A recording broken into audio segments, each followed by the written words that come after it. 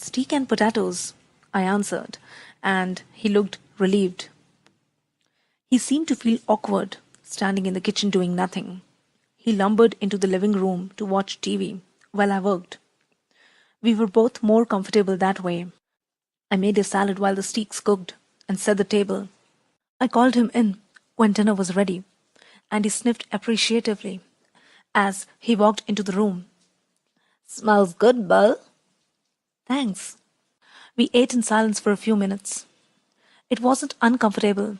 Neither of us was bothered by the quiet. In some ways, we were well suited for living together. "So, how did you like school? Have you made any friends?" he asked as he was taking seconds. "Well, I have a few classes with a girl named Jessica. I sit with her friends at lunch, and there's this boy, Mike, who's very friendly. Everybody seems pretty nice, with one outstanding exception. That must be Mike Newton. Nice kid, nice family. His dad owns the sporting goods store just outside of town. He makes a good living off all the backpackers who come through here." "Do you know the Cullen family?" I asked hesitantly. "Dr. Cullen's family? Sure, Dr. Cullen's a great man.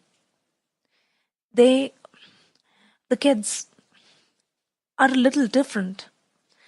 They don't seem to fit in very well at school." Charlie surprised me by looking angry. "People in this town," he muttered. "Dr. Cullen is a brilliant surgeon who could probably work in any hospital in the world, make 10 times the salary he gets here." He continued, getting louder. "We are lucky to have him. Lucky that his wife wanted to live in a small town. He's an asset to the community, and all of those kids are very well behaved and polite. I had my doubts when they first moved in, with all those adapted teenagers. I thought we might have some problems with them, but they are all very mature. I haven't had one speck of trouble from any of them. That's more than I can say for the children of some folks who have lived in this town for generations.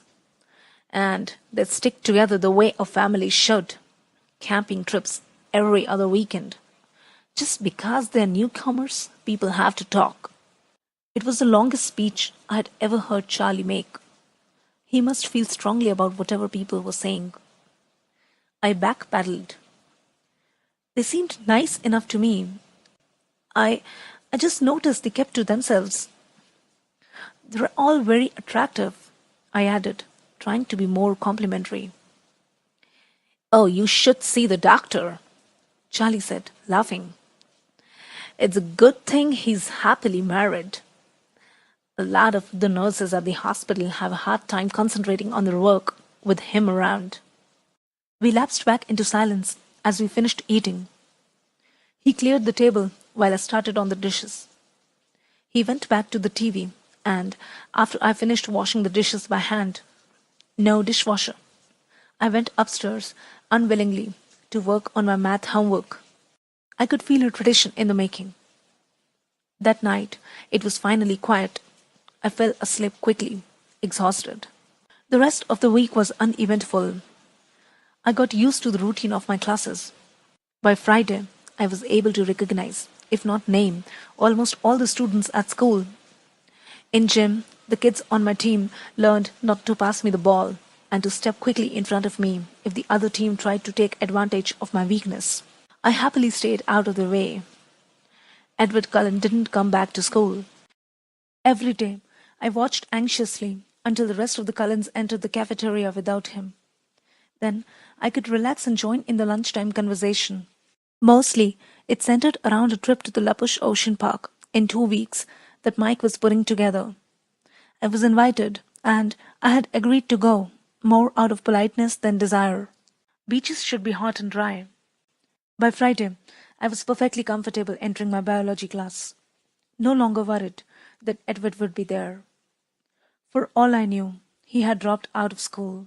I tried not to think about him, but I couldn't totally suppress a worry that I was responsible for his continued absence, ridiculous as it seemed. My first weekend in Forks passed without incident. Charlie, unused to spending time in the usually empty house, worked most of the weekend.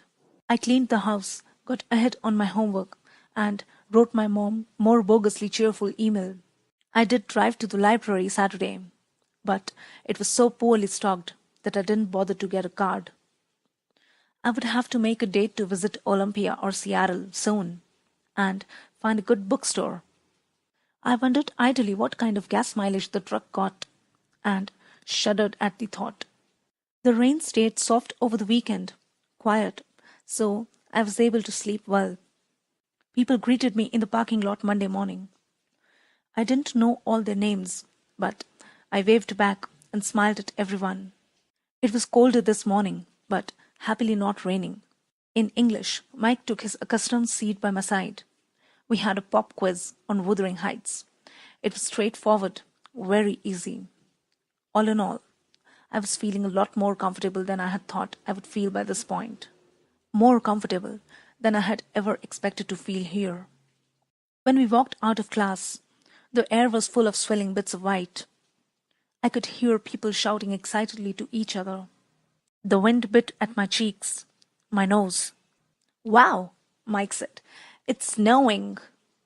I looked at the little cotton fluffs that were building up along the sidewalk and swelling erratically past my face. "You, snow." There went my good day. He looked surprised. "Don't you like snow?" "No, that means it's too cold for rain. Obviously. Besides, I thought it was supposed to come down in flakes. You know, each one unique and all that. These just look like the ends of Q-tips." "Haven't you ever seen snow fall before?" he asked incredulously. "Sure I have." I paused. "On TV." Mike laughed, and then a big, squashy ball of dripping snow smacked into the back of his head.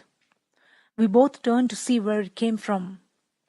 I had my suspicions about Eric, who was walking away, his back towards us, in the wrong direction for his next class.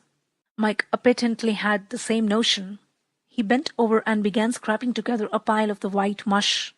"I'll see you at lunch, okay?" I kept walking as I spoke. Once people start throwing wet stuff, I go inside. He just nodded, his eyes on Eric's retreating figure. Throughout the morning, everyone chattered excitedly about the snow. Apparently, it was the first snowfall of the new year. I kept my mouth shut. Sure, it was drier than rain, until it melted in your socks. I walked alertly to the cafeteria with Jessica after Spanish. Mush balls were flying everywhere. I kept a binder in my hands, ready to use it as a shield if necessary. Jessica thought I was hilarious, but something in my expression kept her from lobbing a snowfall at me herself. Mike caught up to us as we walked in the doors, laughing, with ice melting the spikes in his hair. He and Jessica were talking animatedly about the snow fight as we got in line to buy food. I glanced toward that table in the corner out of habit, and then I froze where I stood. There were 5 people at the table. Jessica pulled on my arm. "Hello, Bella? What do you want?" I looked down. My ears were hot. I had no reason to feel self-conscious, I reminded myself. I hadn't done anything wrong. "What's with Bella?" Mike asked Jessica. "Nothing," I answered. "I'll just get a soda today." I caught up to the end of the line. "Aren't you hungry?" Jessica asked. "Actually, I feel a little sick," I said, my eyes still on the floor. I waited for them to get their food, and then followed them to a table, my eyes on my feet. I sipped my soda slowly, my stomach churning. Twice Mike asked, with unnecessary concern, how I was feeling. I told him it was nothing, but I was wondering if I should play it up and escape to the nurse's office for the next hour. Ridiculous. I shouldn't have to run away. I decided to permit myself one glance at the Cullen family's table. If he was glaring at me, I would skip biology, like the coward I was. I kept my head down and glanced up under my lashes. None of them were looking this way. I lifted my head a little. They were laughing. Edward, Jasper, and Emmett all had their hair entirely saturated with melting snow. Alice and Rosalie were leaning away as Emmett shook his dripping hair towards them. They were enjoying the snowy day, just like everyone else. Only they looked more like a scene from a movie than the rest of us.